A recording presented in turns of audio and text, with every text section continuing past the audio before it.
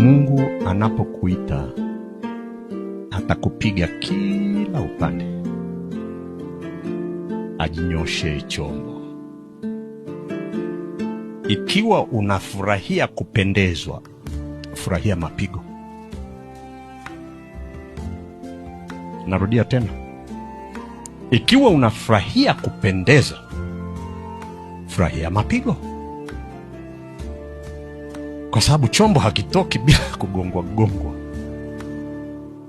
Nina maana hii, na ni hekima unaipata baadaye. Mimi ni mmoja wa wale wamelalamika sana, ni mpaka Mungu aliponisaidia kuelewa